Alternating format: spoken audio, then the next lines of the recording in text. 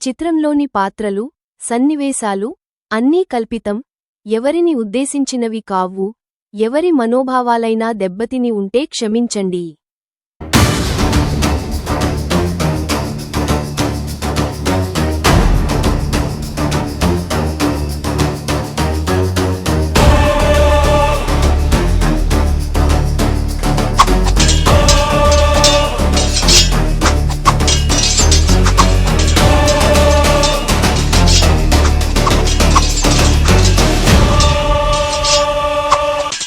నకులా, మనం యుద్ధం గెలిచే అవకాశాలు ఉన్నాయా? ఎందుకంటే మన దగ్గర ఆయుధాలు ఎక్కువ లేవు అని సహదేవుడు అడుగుతాడు. నకులుడు ధ్యానం చేస్తూ ఉండగా ఆ పరమశివుడు ప్రత్యక్షమై నకులుడికి ఒక కాలచక్రం ప్రసాదిస్తాడు.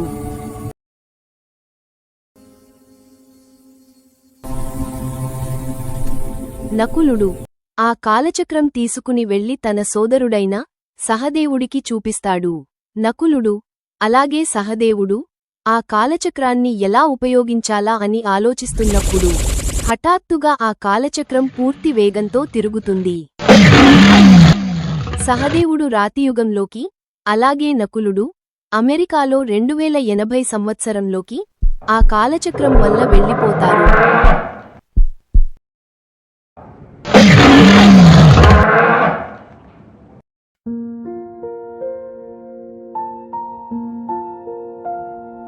నకులుడు ఆ వృద్ధురాలి అనారోగ్యాన్ని తన మంత్రశక్తితో నయం చేస్తాడు. నకులుడు ఆ హాస్పిటల్ నుంచి బయటికి వచ్చేస్తాడు. అక్కడ నకులుడికి ఒక వ్యక్తి కనిపిస్తాడు. ఆ వ్యక్తి మాట్లాడుతున్న భాష నకులుడికి అర్థం కాదు. ఆ వ్యక్తి తన దగ్గర ఉన్న ఒక పరికరం నకులుడి నుదుటిపై పెడతాడు. ఆ తర్వాత నుంచి ఆ వ్యక్తి మాట్లాడుతున్న భాష నకులుడికి అర్థం అవుతూ ఉంటుంది. అతను ఒక సినిమా కాస్ట్యూమ్ డిజైనర్ అని నకులుడికి అర్థమవుతుంది. అతనితో పాటు నకులుడు వెళ్తాడు.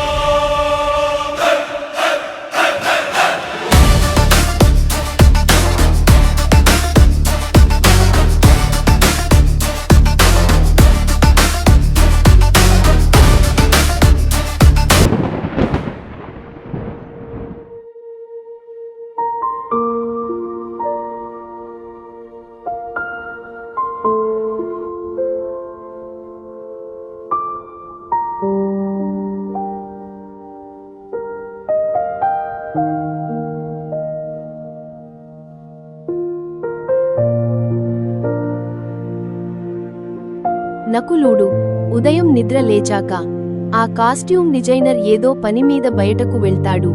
అతను ఫోన్ చేసి నా అసిస్టెంట్తో నువ్వు ఇన్ఫినిటీ స్టూడియోకి వెళ్ళాలి అని చెప్తాడు.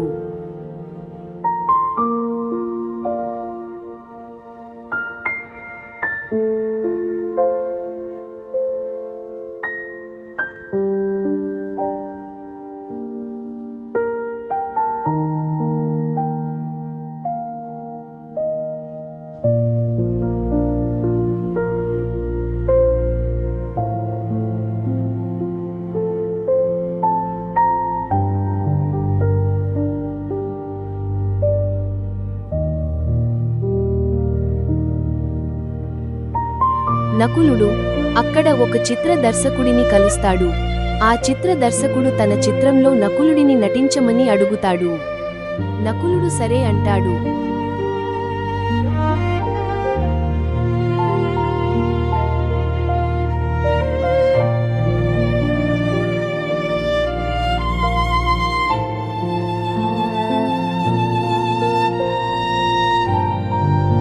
చిత్ర దర్శకుడు మేడ మీద ఎవరితోనో ఫోన్లో మాట్లాడుతూ ఉంటాడు.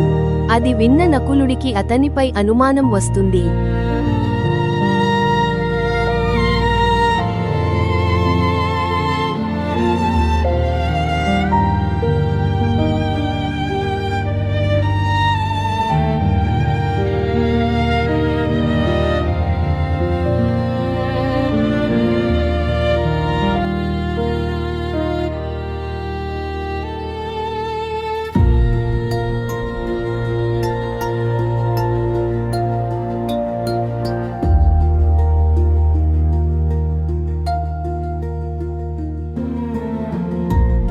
చిత్రం యొక్క చిత్రీకరణ పూర్తయిన తర్వాత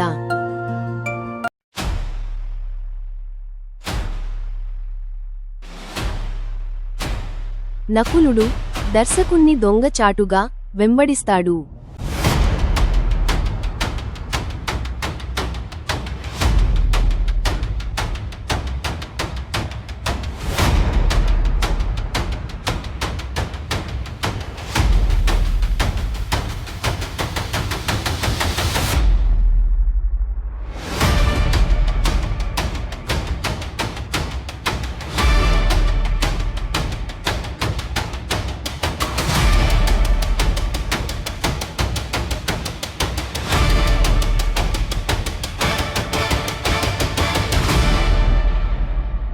చిత్ర దర్శకుడు ఈ ప్రపంచంలో ఉన్న కొన్ని దేశాలని ఒక ఆధునిక అణువాయుధంతో అంతం చేయాలనుకుంటాడు.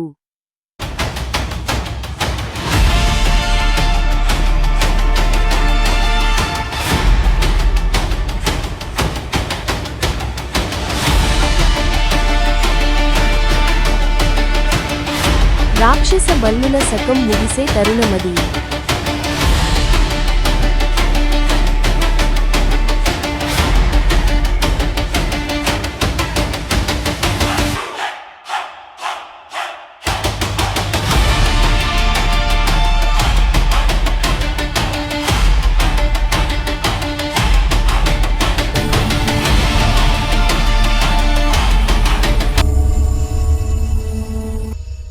నకులా, ఇప్పుడు నువ్వు చూసిందంతా నీ భ్రమ. ఇది ఈ కాలచక్రం వల్ల జరిగిన మాయా. ఈరోజు జరగబోయే యుద్ధం నీ శరీరానికే కాదు, నీ మెదడుకి కూడా. పిల్లలు, మీ జీవితంలో ఎటువంటి సమస్య వచ్చినా మీ దగ్గర ఉన్న బలమైన ఆయుధం మీ మెదడు.